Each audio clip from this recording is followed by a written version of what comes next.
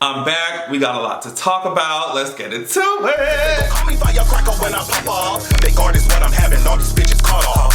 I'm a real bitch.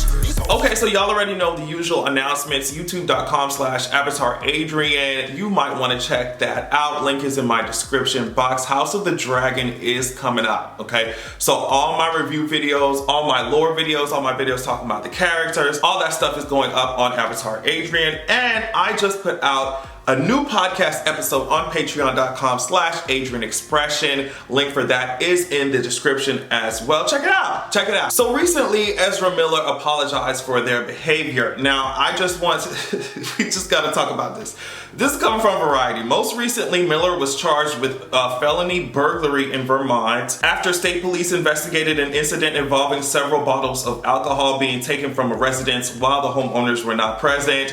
The actor, of course, made headlines in 2020 after a recording surfaced in which they appeared to be choking a woman outside of a bar in Iceland. Of course, we already knew about that shit that happened in Hawaii. The series of scandals have become a snowballing public relations issue, not only for Miller, but also for Warner Brothers Discovery, which has employed the actor across two of his cornerstone franchises, DC comic films, and of course Harry Potter, like the spin-off series Fantastic Beasts. So this is the statement that was released to Variety, like coming from Miller. So, having recently gone through a time of intense crisis, I now understand that I am suffering complex mental health issues and have begun ongoing treatment. I want to apologize to everyone that I have alarmed and upset with my past behavior. I am committed to doing the necessary work to get back to a healthy, safe, and productive stage in my life. So here's my thing before we even move on to like what the Hollywood Reporter is saying about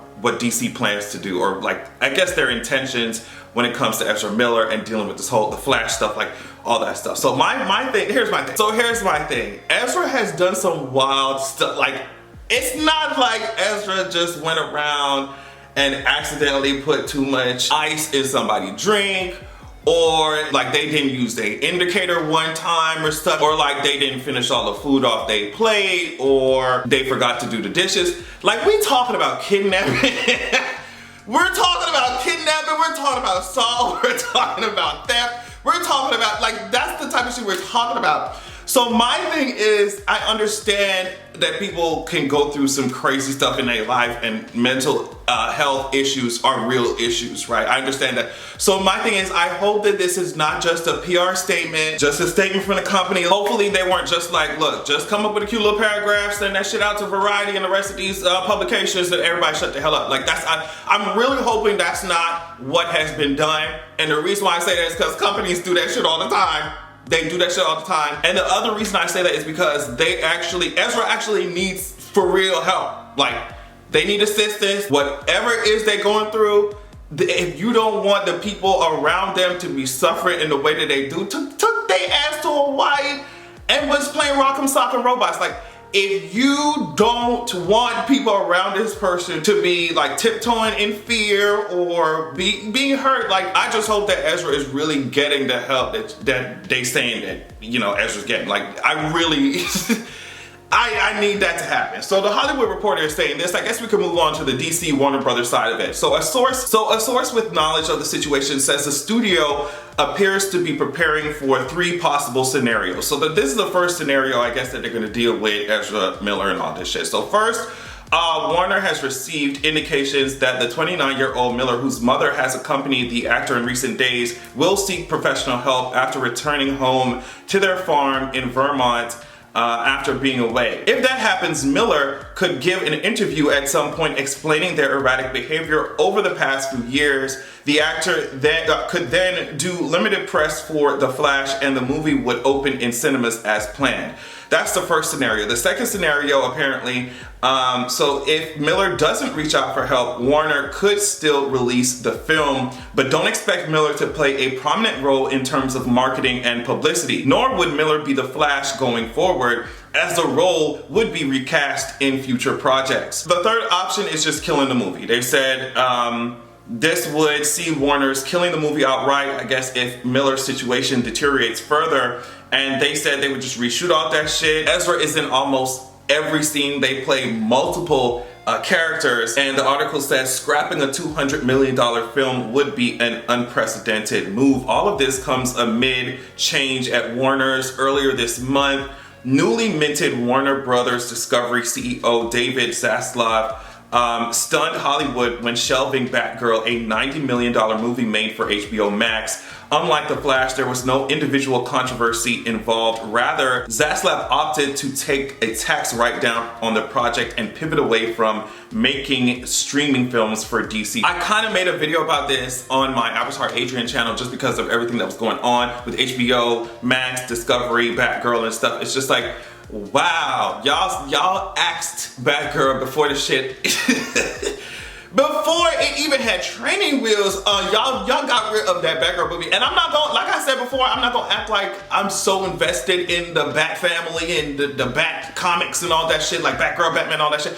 But I can only imagine if you're somebody who is, you know, and you love DC and you love the Bat family, and you're watching Batgirl get axed. Meanwhile, they're coming up with all type of different scenarios like that. Olivia Pope to save this fucking Flash movie or stuff. It's just, and Ezra Miller around here acting like a whole tornado. Like Ezra is acting like a tropical depression in the Caribbean, like just tearing shit up. A whole ass tropical storm, a whole ass category 1 over Hawaii. It's just like, I can only imagine the frustration of people who were invested in the Batgirl movie or whatever, to see that get chopped and then watch Discovery and Warner Brothers like twist themselves to try and release this Flash movie. I don't get it. If y'all axed that shit, if y'all axed the Batgirl one for a tax write-off, I'm not understanding why y'all didn't just say, okay girl, we're gonna get that one, we're gonna get a tax write-off for that one too. I don't get it. I guess the movie is still testing well in certain in the demographics that they testing it in, so I don't know. Overall, don't get me to start preaching about DC, because I did that shit like I said on my other channel, but overall, I think that DC just needs to start the fuck over. just start over. Just start over. Introduce these small ass characters. Maybe give us like a cute little Static Shock moment, like these characters that do not get as much shine as they need to, and maybe audiences aren't as familiar with, and just go back to the drawing board. And y'all could just scrub off Wonder Woman, Superman, and Batman, all them hoes, scrub them off, polish them up, while you're pushing these smaller characters, give them a break, and then bring the main characters back, because I don't know what y'all doing. What the hell DC got going on over there? Like, can someone please let me know? I don't get it. I don't get it. Okay, the next thing I want to talk about is this Kid Cudi versus Kanye West stuff. And it's not really versus Kanye West. It's not like they fighting. But Kid Cudi recently did an interview for Esquire, and he did some photos. Let me tell you something. I would show you this entire photo, but I can't. Oh my gosh, I want to show you. I want to show you so bad, but you better go look for it yourself.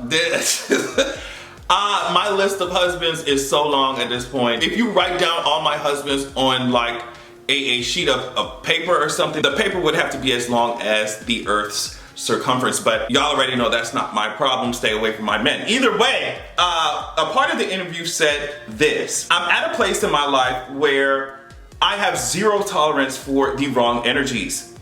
I've watched so many people throughout the years that are close to him being Kanye, of course, be burned by him doing some fucked up shit, and then they turn around and forgive him and there's no repercussions. You're back cool with this man, he does it over and over. Kid Cudi went on to say, I'm not one of your kids, I'm not Kim. It don't matter if I'm friends with Pete Davidson or not friends with Pete. None of this shit had anything to do with me. If you can't be a grown man and deal with the fact that you lost your woman, that's not my fucking problem.